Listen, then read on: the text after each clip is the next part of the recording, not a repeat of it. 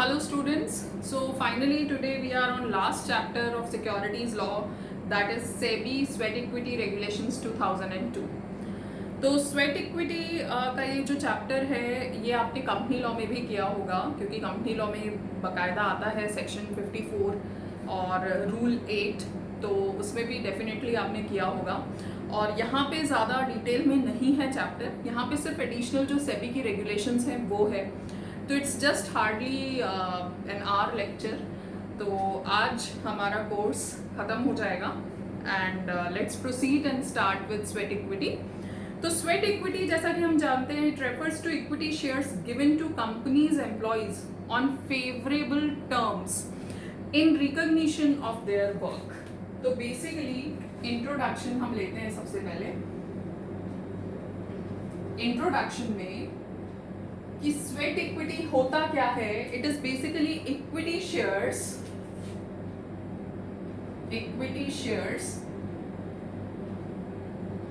Given to employees of company on favorable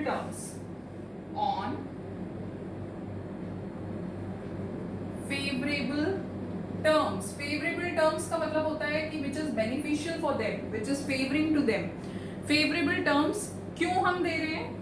In recognition to their work.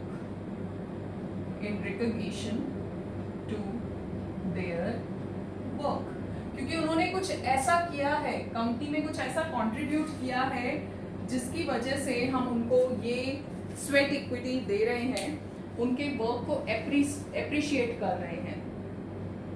So basically, issue of sweat equity allows the company to retain the employees by rewarding them for their services. So basically, reward for employees.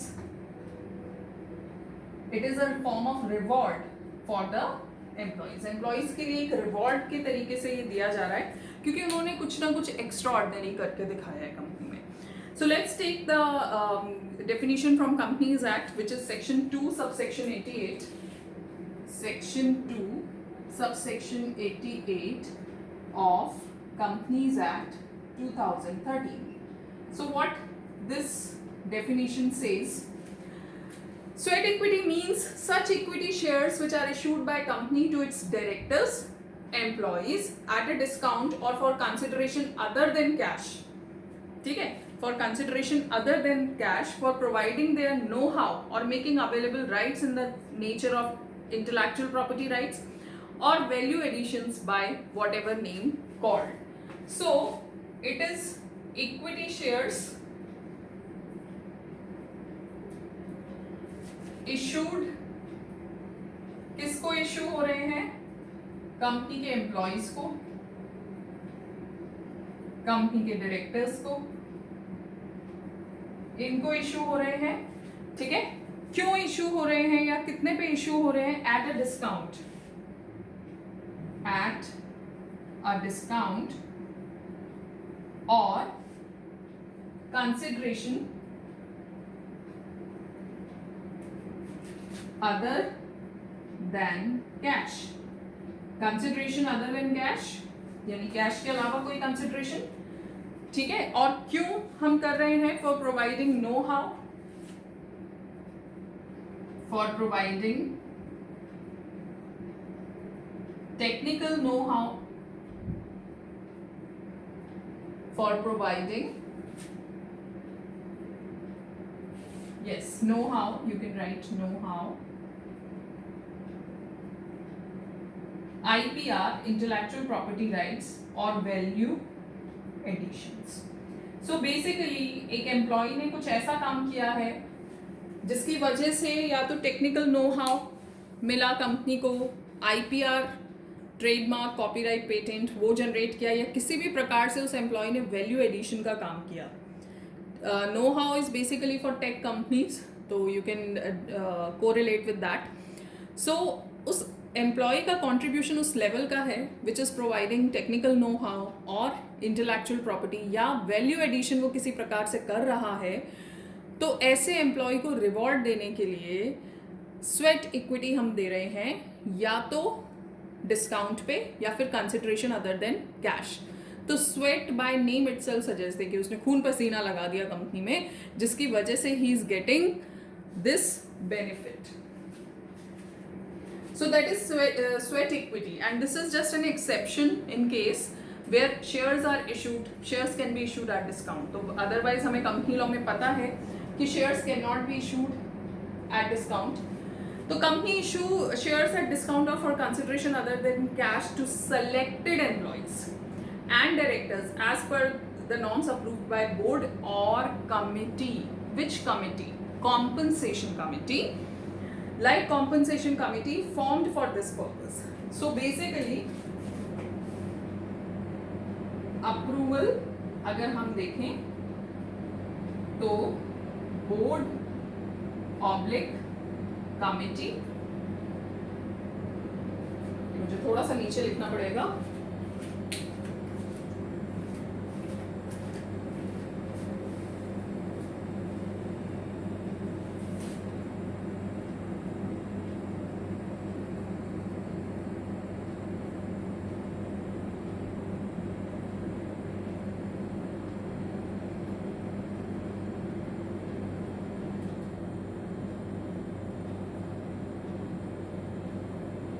compensation committee, ठीक है, formed for this purpose. So basically this is just an introduction part जिसमें हमने थोड़ा बहुत company law भी लिया।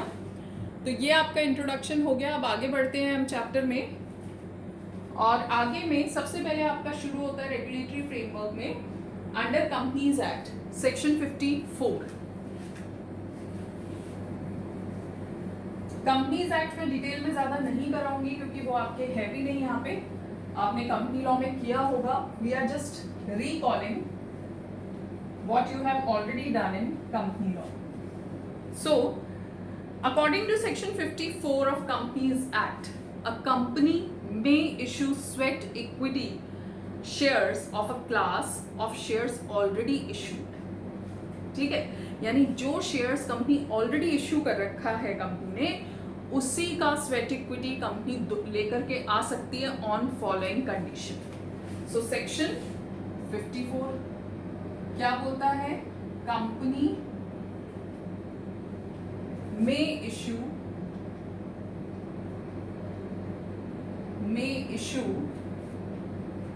Equity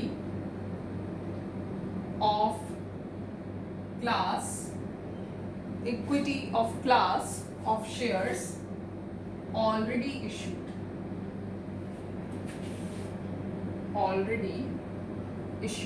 यानी जो कंपनी ने ऑलरेडी इशू कर रखे हैं on following conditions.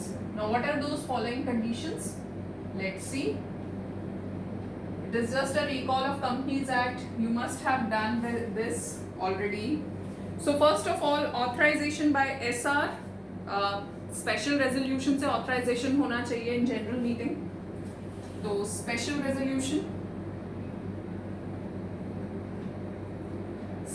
Resolution pass होना चाहिए अगर आपको स्वेट इक्विटी लेकर के आने हैं तो। सेकेंडली, रेजोल्यूशन में क्या होगा? रेजोल्यूशन में क्या क्या मेंशन होना चाहिए? रेजोल्यूशन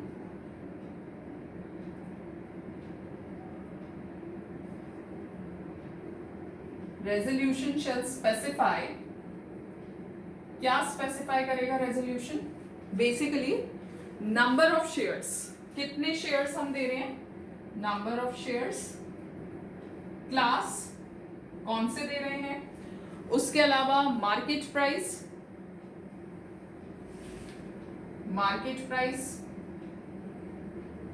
ये सब उस रेजोल्यूशन में मेंशन होना चाहिए। क्लास ऑफ डायरेक्टर्स और एम्प्लॉइज किसको दे रहे हैं, ये सब उस रेजोल्यूशन में मेंशन होना चाहिए। देन नेक्स्ट इज, अगर आपकी कंपनी ऑलरेडी लिस्टेड है, सो कंपनी अगर लिस्टेड है तो लिस्टेड कंपनी को कंप्लायंस करना है सेबी रेगुलेशंस का, जो हम पढ़ रहे हैं, comply SEBI regulations and this section 54 listed company has to comply section 54 and SEBI regulations. अगर आपकी कंपनी अनलिस्टेड है, तो कंपनी अगर अनलिस्टेड है तो उसको किसका कंप्लायंस करना है? रूल 8 किसका? Companies share capital and debenture rules, share capital and debenture rules, इसका कंप्लायंस करना है, प्लस दिस सेक्शन 54 इसका कंप्लायंस करना है। तो ये दे दिया आपका सेक्शन 54 में, ठीक है। ये हो गया हमारा इंट्रोडक्टरी कि कंपनी सेम क्लास के shares as a sweat equity issue कर सकती है, प्रोवाइडेड कंपनी ये सारी कंडीशंस को अगर फॉलो करे तो। अब बात ये आती है कि क्या sweat equity is a form of preferential issue? Sweat equity is a form of preferential issue। क्या ये तरीके का प्रेफरेंशियल इशू है? Answer is no, it is not preferential issue, it is not at all a preferential issue. For preferential issue की अगर अपन बात करें तो कंपनीज एक्ट में वो डील होता है सेक्शन 62 में, राइट? और ये हम सेक्शन 54 की बात कर रहे हैं, ठीक है। दूसरा, अगर हम सेबी की बात करें तो सेबी में आईसीडीआर में दे रखा है प्रेफरेंशियल इशू, आईसीडीआर 2018। तो if an unlisted company wants to bring preferential issue, then it has to comply with section 62. If a listed company wants to bring section 62, तो देखना ये साथ में सेबी आईसीडीआर में उसके बारे में दे रखा है। पहले सेबी के कोर्स में आपके था ये, अब ये नहीं है, पहले हुआ करता था। तो क्या स्वेट इक्विटी एक तरीके का प्रेफरेंशियल इशू है? आंसर हो जाएगा नहीं, स्वेट इक्विटी प्रेफरेंशियल इशू नहीं है, क्योंकि फर्दर जो रूल 13 है, रूल 13 किसका? Companies share capital and debenture rules का।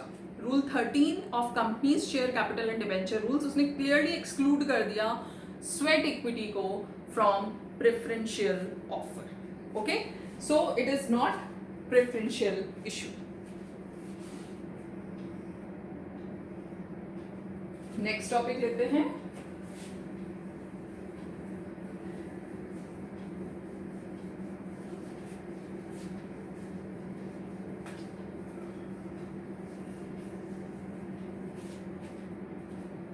नेक्स्ट इसमें आ रहा है सेबी रेगुलेशंस 2002। तो एप्लीकेबल किस पे है SEBI regulations 2002? Definitely listed company के ऊपर। Listed company which are issuing sweat equity shares are required to comply with these SEBI regulations, and non applicability जो unlisted company है उनके ऊपर ये applicable नहीं है। और किसको आप कर सकते हैं? आप अपने एम्प्लॉयज को इशू कर सकते हैं, आप अपने डायरेक्टर्स को इशू कर सकते हैं। सो ये बिल्कुल जनरल टॉपिक है। अब बात करते हैं कि यहाँ पे बोला गया सेक्शन नंबर 54 में कि आपको स्पेशल रेजोल्यूशन पास करना है। क्या पास करना है? Special resolution. Section 54 says for passing SR, right? So for the purpose of passing SR, as per clause A, subsection 1 of section 54 of Companies Act, the board of directors at the time of sending notice to the shareholders shall send additional information. तो ये कौन सा business है? सबसे पहले ये हमारा है special business, right? Companies act के अकॉर्डिंग स्पेशल बिजनेस है, तो साथ में क्या लगेगा? Explanatory statement. क्या लगेगा? Explanatory statement. किसके साथ में? नोटिस के साथ में। जो नोटिस किसका हम सेंड कर रहे हैं? जनरल मीटिंग का, जो हम शेयर होल्डर को सेंड कर रहे हैं। आज रिलायंस को अपने कुछ एम्प्लॉयज को स्वेट इक्विटी देने का सोचा, तो उस केस में अगर मैं शेयर होल्डर हूं तो मेरे पास एक नोटिस आया जनरल मीटिंग का, तो उसमें साथ में एक्सप्लेनेटरी स्टेटमेंट जरूर होगा विद फॉलोइंग पॉइंट्स। तो एज अ कंपनी सेक्रेटरी जब भी हमारे पास ये चीज आती है ना कि एक्सप्लेनेटरी स्टेटमेंट में ये पॉइंट्स होने चाहिए, तो बकायदा पॉइंट वाइज हमें फुलफिल करना होता है। अगर आपने एक भी पॉइंट उसमें मिस कर दिया तो आप नॉन कंप्लाइंस में आ जाओगे। So it is very important कि जब भी हम ऐसा डॉक्यूमेंट प्रिपेयर करते हैं एज अ कंपनी सेक्रेटरी, कल को आप किसी कंपनी में काम करेंगे और वो स्वेट इक्विटी इशू कर रही है और आपको शेयर होल्डर को नोटिस भेजना है, तो आपको इस सारे पॉइंट्स का कंप्लाइंस करना पड़ेगा ना। What are these point? Point number 1, total number of shares to be issued. So कौन कौन से point? Total number of shares, कितने स्वेट इक्विटी आप इशू कर रहे हैं, पहला ये बताएंगे। 10,000, 20,000, 50,000, 10 लाख, 50 लाख, कितने? तो total number of shares to be issued. Now second, I am writing in short, current market price of shares, current market price of shares, shares का करंट मार्केट प्राइस क्या चल रहा है, ठीक है। Third, value addition by such person, उसने ऐसा क्या वैल्यू एडिशन किया, ठीक है। वैल्यू एडिशन क्यों दे रहे हो आप? अगर मिस्टर एक्स को अगर आप स्वेट इक्विटी दे रहे हो तो उसने ऐसा क्या काम किया, वैल्यू एडिशन क्या किया उसने, उसकी क्या वैल्यू है, क्या वैल्यू एडिशन किया है। नेम ऑफ एम्प्लॉय और डायरेक्टर, नेम ऑफ एम्प्लॉय जिसको हम इशू कर रहे हैं, name of employee, director, promoter जिसको भी आप इशू कर रहे हैं, डायरेक्टर, प्रमोटर जिसको भी आप इशू कर रहे हैं उसका क्या नाम है। उसके अलावा कंसिडरेशन, कितना कंसिडरेशन, कंसिडरेशन, प्राइस, क्या प्राइस आपने रखा है, रखा भी है कुछ, कितना रखा है, price of your sweat equity, ठीक है। उसके बाद ceiling on managerial remuneration, that's a very important point, ceiling on managerial remuneration. I'm just taking it. And last one is diluted EPS. नया अर्निंग पर शेयर आ जाएगा आपका। Sweat equity की वजह से क्या हुआ, नंबर ऑफ इक्विटी बढ़ जाएंगे। EPS is net profit divided by और नंबर ऑफ इक्विटी। पहले थे 10 लाख इक्विटी, अब स्वेट इक्विटी ला रहे हैं 5 लाख के, तो टोटल 15 लाख हो गए। नेट प्रॉफिट पहले था 100 करोड़, वो 10 लाख में डिवाइड हो रहा था, अब वही 100 करोड़ 15 लाख में डिवाइड होएगा। तो डाइल्यूटेड EPS वो क्या हो जाएगा आपका, अर्निंग पर शेयर, क्योंकि अब आपका जो है नंबर ऑफ शेयर्स हैं वो बढ़ गए हैं। तो एज पर जो भी अकाउंटिंग स्टैंडर्ड है वो कैलकुलेट करना है आपको। And one more thing, that company confirm accounting policies, company confirm accounting policies. Now इसमें एक बात हमने की, सीलिंग ऑन मैनेजरियल रेम्यूनरेशन, क्या इशुएंस से मैनेजरियल रेम्यूनरेशन पे कोई असर पड़ रहा है? देखिए, अगर किसी एम्प्लॉय को करेंगे तो मैनेजरियल रेम्यूनरेशन पे कोई असर नहीं पड़ेगा, लेकिन किसी डायरेक्टर, MD या होल टाइम डायरेक्टर को अगर हम इशू कर रहे हैं तो डेफिनेटली 197 जो है, सेक्शन 197 वो आपको चेक करना पड़ेगा। 197 क्या करता है, ओवरऑल आप प्रॉफिट कितना दे सकते हो, 11% of net profit, that is what you can give.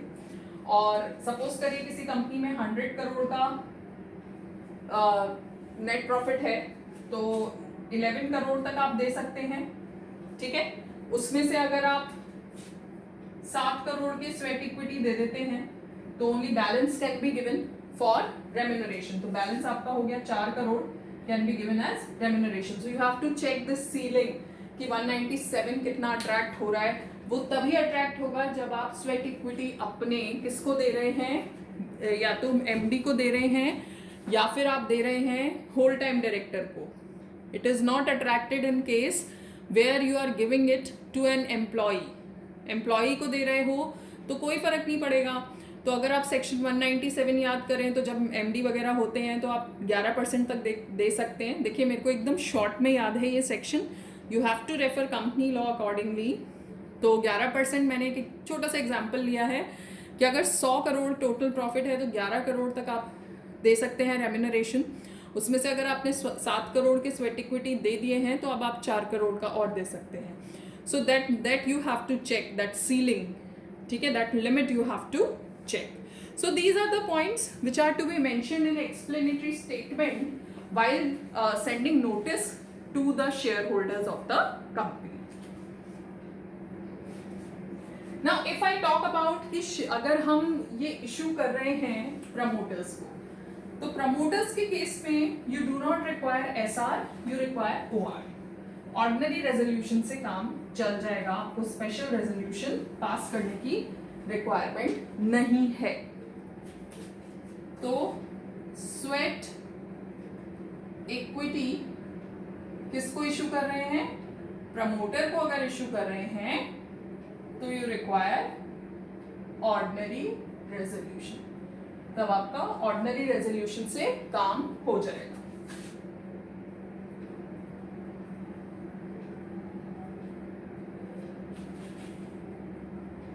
So what is written? In case of issue of sweat equity to promoters, the same shall be approved by simple majority in general meeting. ठीक है? और ऐसे में जो भी promoters हैं जिनको आप ये propose कर रहे हो, डेफिनेटली वो इंटरेस्टेड हो जाते हैं तो वो मीटिंग में पार्टिसिपेट नहीं कर सकते। ठीक है, वो इस रेजोल्यूशन में पार्टिसिपेट नहीं कर सकते। Such resolution shall be valid for a period not more than 12 months from the date of passing resolution. तो validity of resolution, validity of resolution is 12 months. 12 महीने के अंदर अंदर भाई कर दीजिए issue, 12 months।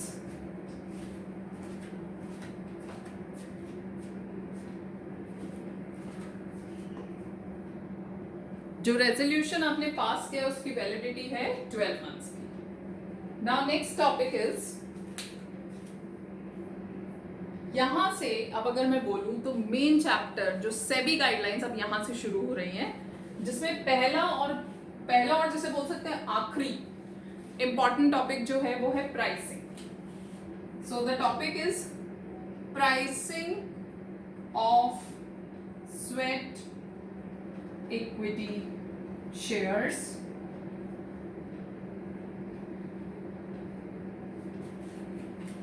Not less than higher of following, दो में से जो भी हायर है एटलीस्ट उतना प्राइस रहेगा। Not less than higher of the following, तो दो में से अभी दो प्राइस हम कंसिडर करेंगे, उसमें से जो भी हायर रहेगा एटलीस्ट उतना प्राइस तो आपको रखना पड़ेगा। This is for a listed company. Now from here we have done the previous topics are covered in company law as well. Now from here exclusively अपन जो सेबी रेगुलेशंस है वो देख रहे हैं। सो कौन से वो पॉइंट्स हैं? तो first point is average of weekly high and low of closing price,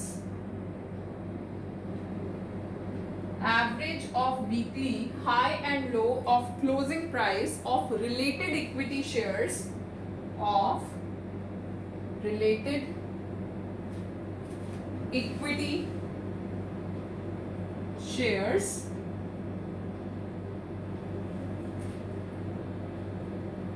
related equity shares during last 6 months, during last 6 months preceding relevant date,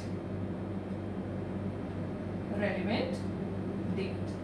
और सेकंड पॉइंट बोलता है बिल्कुल ये का यही है, average of weekly high and low of closing price of related equity shares during, मैं यहाँ ड्यूरिंग से ही चेंज कर रही हूँ, during during 2 weeks preceding relevant date, 2 weeks preceding relevant date. तो ये दो पॉइंट आपको बोल रखे हैं. फर्स्ट पॉइंट बोला average of weekly high and low of the closing price of related equity shares during 6 months preceding relevant date, और दूसरे में बोला during 2 weeks preceding relevant date. इन दोनों प्राइस में से जो भी हायर आएगा वो प्राइस आपको एटलीस्ट रखना पड़ेगा किसका, स्वेट इक्विटी का, if we are a listed company. तो आप रिलायंस में हैं, कंपनी सेक्रेटरी और रिलायंस अपने कुछ मिस्टर एक्स और मिस्टर वाई को स्वेट इक्विटी देना चाहता है. अब आपको प्राइसिंग कैसे करनी पड़ेगी? तो सबसे पहले यहां से समझते हैं कि रेलेवेंट डेट का क्या मतलब होता है. रेलेवेंट डेट का मतलब है 30 days prior to general meeting date. तो जनरल मीटिंग जिस दिन हो रही है, जिसमें हम अप्रूवल लेंगे जनरल मीटिंग में, तो उससे 30 दिन पहले. तो लेट्स से मेरी अगर जनरल मीटिंग हो रही है 1 जून को, कब हो रही है? 1 जून को अगर मेरी जनरल मीटिंग हो रही है तो उससे 30 days प्रायर, ठीक है, 30 days प्रायर, तो हमने ले लिया 1 मई. ये हो गई हमारी रेलेवेंट डेट. तो जो भी आप एग्जैक्ट 30 days का हिसाब लगा लेना, मैंने एक टेंटेटिव लिया है. तो अगर आपकी या 31st अगर आप इसको लेते हैं उसके 30 days प्रायर, 1 जून मैंने ली है as a general meeting date, तो उससे 30 days प्रायर 1 मई मेरी क्या हो गई है, रेलेवेंट डेट. ठीक है, तो I hope this relevant date concept is clear. तो relevant date is 30 days prior to the date of general meeting. ठीक है, अब दूसरी बात ध्यान से सुनिएगा कि हम बीएससी पे भी लिस्टेड है और हम एनएससी पे भी लिस्टेड है, तो डेटा किसका लेंगे? जिसपे ज्यादा ट्रेडिंग हुई है. ठीक है, रेलेवेंट डेट पे, रेलेवेंट डेट के दिन जिसपे ज्यादा ट्रेडिंग हुई है, हमें वहां का डेटा लेना है. I hope it is clear. तो अब समझते हैं इसको. तो रेलेवेंट डेट से, रेलेवेंट डेट कौन सी हो गई? 30 days prior to the general meeting date. Relevant date से पिछले 6 महीना, और दूसरा लिखा है रेलेवेंट डेट से 2 weeks प्रायर. तो पहला मैं 2 weeks वाला ले लेती हूँ. रेलेवेंट डेट से 2 weeks प्रायर. तो एक बार इसको नोट करें, फिर उसको समझते हैं पूरे को.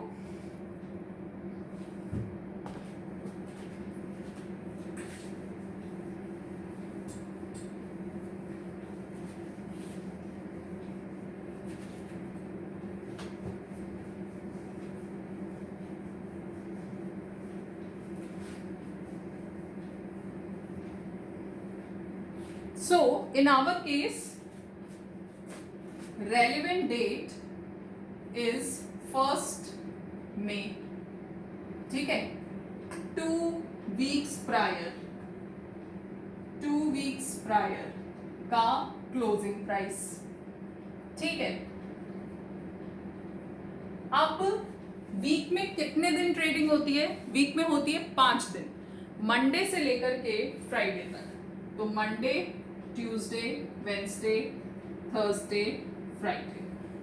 ठीक है, मंडे को जो क्लोजिंग प्राइस था लेट्स से 200, ट्यूसडे को था 205, वेंसडे को 220, थर्सडे को 225 और फ्राइडे को था 210.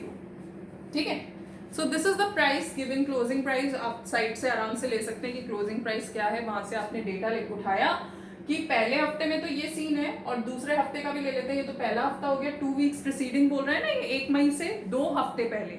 तो 1 मई से 2 हफ्ते पहले, एक हफ्ते का अपन ने निकाल लिया, और दूसरा हफ्ते का हमारा रहा. मंडे को प्राइस 150, बहुत ज्यादा हो जाएगा, चलो 180 ले लेते हैं, 180. देन ट्यूसडे को रहा 200, वेंसडे को रहा 210, थर्सडे को रहा 212 और फ्राइडे को रहा 235. ठीक है, तो ये आपके सामने डेटा है क्लोजिंग प्राइस का. अब आपको क्या करना है, वीक में हाई कितना गया और लो कितना गया। अगर मैं इस वीक का लूं तो लो तो है अपना 200 और हाई कितना है 225, राइट।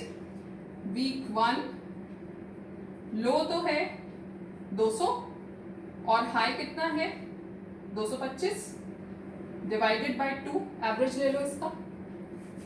इसी तरीके से यहाँ पे लो है 180 सेकेंड वीक का और हाई है 235, इसका एवरेज ले लो, ठीक है।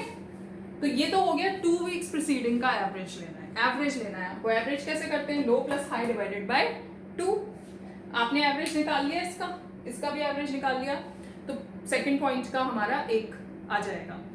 सेकेंडली ये बोल रहा है 2 वीक्स प्रीसीडिंग रेलेवेंट डेट, यहाँ पे जो भी फिगर आएगी फिर उसका अपने को टोटल एवरेज लेना है। कैसे, जैसे एक मिनट अपन एवरेज निकाल ही लेते हैं। तो as usual I need calculator, क्योंकि मेरी मैथ्स बहुत ज़्यादा अच्छी है। तो 200 plus 225 divided by 2 we get 212.5 and second one is 180 plus 235 divided by 2 we get 207.5. now 207.5 plus 212.5 divided by 2, so you get what you get 207.5 plus 212.5 divided by 2, that is 210. ये आपका आ गया सेकेंड पॉइंट का answer. Average weekly high and low of the closing price 2 weeks preceding relevant date. ध्यान से concentration से समझना है। सबसे पहले रेलेवेंट डेट वो डेट होती है जो कि जिस भी तारीख को आपकी जनरल मीटिंग है उससे 30 दिन पहले का आपको डेटा उठाना है, ठीक है। उसमें आपको 2 प्राइसेस कंसिडर करने हैं। तो रेलेवेंट डेट अगर मेरी 1 जून है जनरल मीटिंग की, तो 1 मई मेरी हो गई रेलेवेंट डेट, ठीक है। तो रेलेवेंट डेट अगर 1 मई है तो रेलेवेंट डेट को हमें ये देखना है कि हमारी ज़्यादा ट्रेडिंग किस पे हुई है। अगर हम दोनों पे लिस्टेड है, अगर सिर्फ बीएससी पे लिस्टेड है तो कोई दिक्कत ही नहीं है, बीएससी का डेटा उठाना है। लेकिन अगर दोनों पे लिस्टेड है तो जिस पे ज़्यादा वॉल्यूम की ट्रेडिंग हुई है उसको कंसिडर करना है। तो आपने देखा कि हम बीएससी पे ज़्यादा ट्रेड हुए तो बीएससी का डेटा उठाइए। रेलेवेंट डेट से 2 हफ्ता पहले, रेलेवेंट डेट से 2 हफ्ता पहले का क्लोजिंग प्राइस क्या था आपने निकाला, मंडे से लेकर के फ्राइडे तक। उसमें हाई कितना था, लो कितना था, कर लिया आपने। उसका एवरेज कर दो, तो पहले हफ्ते का आ गया। फिर दूसरे हफ्ते का निकाला, उसका एवरेज कर दो, वो भी कर लिया। अब आपको क्या करना है, इस एवरेज का एवरेज करना है, ठीक है।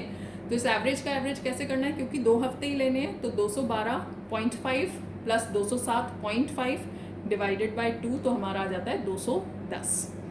अब आते हैं प्रीवियस पॉइंट पे, जो पहला पॉइंट है, average of weekly high and low of the closing price of related equity shares preceding in last 6 months preceding relevant date, यानी 6 महीने पहले तक का डेटा। यहाँ पे तो सिर्फ 2 हफ्ते का लिया, तो 6 महीने का मतलब होता है 26 हफ्ते। 6 months का मतलब होता है 26 वीक्स। रेलेवेंट डेट से 26 वीक्स पहले का डेटा, यानी week number 1, week number 2 relevant date से पहले, वीक नंबर 3, 4, 5, 6, 7, 8, 9, 10, 11, 12, 13, 14, 15, 16, 17, 18, 19, 20, 21, 22, 23, 24, 25 एंड 26। तो 26 वीक्स का इस तरीके से डेटा, उसमें हाई लिया, लो लिया, डिवाइडेड बाय 2। फिर हर टोटल आ जाएंगे 26 प्राइसेस आ जाएंगे इस प्रकार यहाँ पे। उन 26 को लिया, टोटल किया, डिवाइडेड बाय 26, यानी कि सिंपल 1 से लेके 26 तक का, ये हाई हो गया, ये लो हो गया, ये लिखा। पहले वीक में हाई गया 100, लो गया 98, दूसरे वीक में हाई गया 110, लो गया 100, तीसरे वीक में and so on. What you need to do, plus plus divided by 2, you will get 1 value here. Let's say यहाँ पे आ गया 99, यहाँ पे आ गया 105 and so on, take its total, इसका टोटल करिए, टोटल करने के बाद डिवाइड कर दीजिए 26 से। तो इस प्राइस में से और इस प्राइस में से जो भी हायर होगा एटलीस्ट वो प्राइस आपको रखना पड़ेगा। So I hope I made my point clear. Numerical एक बार आ चुका है जिसमें आपको वीकली हाई एंड लो दे रखे थे 26। आपको सिंपल ये करना था high plus low divided by 2, next column बन जाएगा उन 26 का टोटल डिवाइडेड बाय 26, वो हो गया। और लास्ट के 2 हफ्ते यानी 25वां हफ्ता और 26वां हफ्ता का total divided by 2, that is what you need to do. So I hope this is clear to all of you. Let's take it again. Week में हाई और लो कितना गया उसका एवरेज लेना है। सेकेंड पॉइंट में 2 वीक के लिए बोलता है और फर्स्ट पॉइंट में बोलता है 6 मंथ। 6 मंथ्स का मतलब होता है 26 हफ्ते का लेना है डेटा। कब से? 1 मई से पहले, रेलेवेंट डेट से 26 हफ्ता पहले। तो 26 हफ्ता पहले आपने 26 हफ्ते बना लिए। पहले हफ्ते में इतना हाई गया, इतना लो गया, इतना हाई गया, इतना लो गया, ऐसे आपने हाई और लो के कॉलम बना लिए 26। उसका एवरेज किया यानी high plus low divided by 2, high plus low divided by 2। तो आपके पास टोटल एक कॉलम बन गया 26 प्राइसेस का। उसका टोटल करना है और उसको डिवाइड करना है 26 से, then you will get 1 price. Second point में बोल रहा है 2 वीक्स प्रीसीडिंग रेलेवेंट डेट। तो 2 वीक्स प्रीसीडिंग रेलेवेंट डेट का क्या मतलब हो गया, यानी 25वां हफ्ता और 26वां हफ्ता। तो 25वां हफ्ते का हाई लो डिवाइडेड बाय 2, 26वें हफ्ते का हाई लो डिवाइडेड बाय 2, उन दोनों का 2, उन दोनों का calculation divided by 2 and then second price आ गया। सो इस तरीके का सर्टिफिकेट भी देना होता है हमें। So I hope this numerical is clear.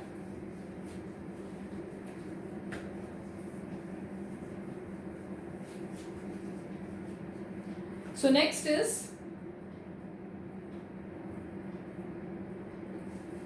topic is valuation of intellectual property. Valuation of intellectual property. तो वैल्यूएशन ऑफ इंटेलेक्चुअल प्रॉपर्टी यानी कि इस एम्प्लॉय ने इतना बनाया है, यानी कि इतने का। आज अगर मान लीजिए किसी फार्मास्यूटिकल कंपनी में कोई ये कोविड का वैक्सीन बना देता है तो उसको वैल्यूएशन कैसे करेंगे, कैसे उसकी वैल्यू निकालेंगे। आज में कोई पेटेंट या कॉपीराइट बना देती, कोई ट्रेडमार्क बना दिया, उसकी वैल्यूएशन कैसे करेंगे, कौन करेगा कि अच्छा इस एम्प्लॉय ने 10,000 करोड़ की वैल्यूएशन दी है या इस एम्प्लॉय ने 500 करोड़ की वैल्यूएशन ऐड की है, तो वो कौन करता है। So the valuation of intellectual property or know-how or other value addition जो हमने mention किया था, that shall be carried on by merchant banker. By merchant banker. तो merchant banker ये valuation करेगा कि भाई ये जो employee है इसने क्या value add की है, कितने की value add की है। The merchant banker may consult experts. may consult experts. experts में आपके आ गए valuers, जो registered valuers आपने कर लिया होगा अभी तक, and valuers plus साथ में the merchant banker shall obtain certificate from an independent chartered accountant. Certificate from independent chartered accountant. ठीक है कि हमने जो वैल्यूएशन किया है ये हमने पूरा सर्टिफाई किया है that the valuation of IPR is in accordance with relevant accounting standard. अब बात करते हैं कि ये जो स्वेट इक्विटी है इसका अकाउंटिंग ट्रीटमेंट क्या होगा। सो अकाउंटिंग ट्रीटमेंट, तो अकाउंटिंग ट्रीटमेंट में मतलब ये है कि हम इसको कहाँ ट्रीट करें, पीएनएल में ट्रीट करें या बैलेंस शीट में ट्रीट करें, क्या माने हम इसको, कैपिटल माने या हम इसको अपना रेवेन्यू माने, राइट कि कंपनी के पॉइंट ऑफ व्यू से हम इसको क्या माने, हम कहाँ इसको ट्रीट करें। तो रेलेवेंट अकाउंटिंग स्टैंडर्ड के हिसाब से आपको इसको ट्रीट करना है। तो रेलेवेंट अकाउंटिंग स्टैंडर्ड का मतलब क्या हुआ, तो यहाँ पे ये कह रहा है कि ये जो एम्प्लॉय जिसने आपको कंट्रीब्यूट किया है, जिसने वैल्यू एडिशन किया है, that is a form of asset for you. Value addition जो है, वैल्यू एडिशन क्या है? असेट है कंपनी के लिए, right? It is an asset which is contributed by the employ.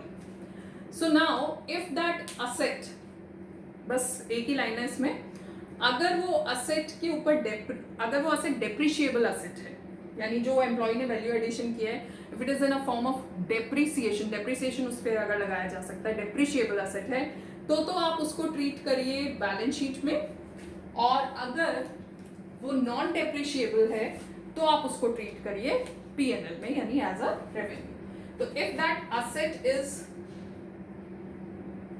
Non depreciable तो आप पीएनएल में ट्रीट करिए, और अगर डेप्रिशिएबल है तो आप उसको बैलेंस शीट में ट्रीट करिए। सो आई रिपीट माई सेल्फ कि ये जो एम्प्लॉय ने जो क्रिएट किया है, if it is a depreciable asset तो आप उसको कैपिटल की तरह ट्रीट करिए, यानी अकाउंटिंग स्टैंडर्ड उस हिसाब से लगेंगे, और अगर वो नॉन डेप्रिशिएबल एसेट है तो उसको आप पीएनएल में ट्रीट करिए रेलेवेंट अकाउंटिंग स्टैंडर्ड के हिसाब से। Then next is placing of auditors report, sorry, placing of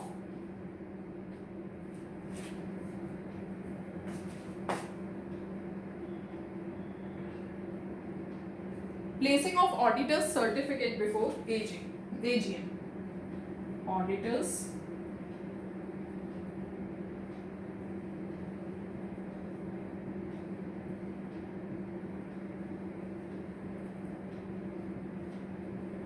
तो ये जो आपने CA से सर्टिफिकेट लिया है, that has to be placed in ensuing AGM। जो भी आपकी नेक्स्ट AGM होगी उस पे शेयर होल्डर के सामने आपको ये रखना पड़ेगा। In case of general meeting subsequent to the issue of sweat equity, the board of directors shall place before the shareholder a certificate from auditor of the company that the issue of sweat equity shares has been in accordance with the regulation and in accordance with the resolution passed। तो यानी इसमें आपको ये certificate mention करना पड़ेगा कि एक certificate आपको अपने ऑडिटर से लेना पड़ेगा कि हमने प्रॉपर कंप्लायंस किया है, that all compliances are made। सारे compliances आपने किए, ठीक है? तो इशू के बाद जो भी आप इसमें AGM लिखा है, लेकिन बेसिकली इशू के बाद आप जो भी जनरल मीटिंग करते हो उसमें ये सर्टिफिकेट आपको प्रेजेंट करना पड़ेगा before the share holders. Ceiling on managerial remuneration, ये हमने देख ही लिया, 197 section, it is attracted only when sweat equity आप डायरेक्टर, MD, WTD को अगर आप इशू कर रहे हैं, ठीक है? नेक्स्ट है लॉक इन। लॉक इन इसमें रहता है 3 साल का from the date of allotment. Lock in 3 years from allotment.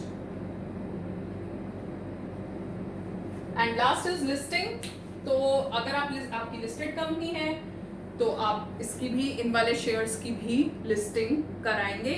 The sweat equity issued by listed company shall be eligible for listing only if the issues are made as per these regulation. So you need to comply with these regulation. और सेबी अगर चाहे तो किसी भी condition से आपको relax कर सकता है।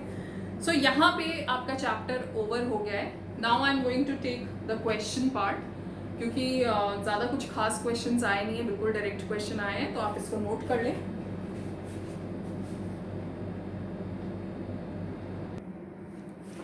So let's take up the questions also।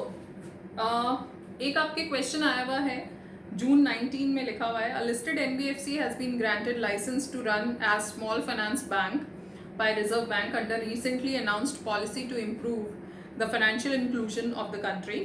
During the last 3 years, the attrition rate of top level management employee was not too high. As RBI has granted license to many small banks, therefore the promoters of the bank feels that attrition rate will be high in coming period. The board directors wishes to allot sweat equity shares to the employees. तो कहानी बना दी और आपसे पूछा है finally question क्या है, you are being compliance officer, advise the board about the pricing of sweat equity. तो जो प्राइसिंग का क्राइटेरिया है वो आपको लिखना है, ठीक है। तो प्राइसिंग का क्राइटेरिया जो हमने किया, the pricing criteria shall be as follows, higher not less than the higher of the following. तो not less than the higher of the following is simple, average weekly high and low of the closing price of relevant equity shares 6 months preceding वाला, और जो भी pricing का हमारा criteria था that you have to mention. Then एक question आपके आया हुआ है which relates to short note on sweat equity. Then एक क्वेश्चन आपके आया हुआ है क्लोजिंग प्राइस, आपको दे रखा है, आपको प्राइसिंग बताना है। Closing price in the market on relevant date, relevant date के दिन क्लोजिंग प्राइस है 340, average weekly high low 6 months का है 354 एंड 2 weeks का है 350। तो अब आपसे पूछा गया इन 3 प्राइसेस में से कौन सा प्राइस आप कंसिडर करोगे। तो प्राइस बोला गया है higher of the, not less than higher of the following. Following में कौन सा है, 6 months या 2 weeks। 6 months वाला जो प्राइस है वो है आपका 354 एंड 2 weeks वाला जो प्राइस है वो है 350। तो यानी कि आपको 354 कंसिडर करना पड़ेगा। तो यानी 354 shall be the at least price for sweat equity. Next आपसे क्वेश्चन पूछा गया है conditions to be fulfilled for sweat equity, that is section number 54। Then short note जो आया हुआ है, एक आप अभी मैंने क्वेश्चन चेक किया that was relating to accounting, जो ट्रीटमेंट है वो कैसा होगा। तो वही, अगर डेप्रिशिएबल है तो बैलेंस शीट में जाएगा, और अगर नॉन डेप्रिशिएबल है तो P&L में उसका ट्रीट होएगा as per relevant accounting standard. सो यहाँ पे हमारा कोर्स पूरा हो गया है, चैप्टर पूरा हो गया है, but in case you find any problem then we can discuss in problem class. So this is it, and today I'll not say we will continue, but in case of any problem you can discuss, and जो भी amendments वगैरह होंगी we will take up as soon as possible. So all the best and thank you very much.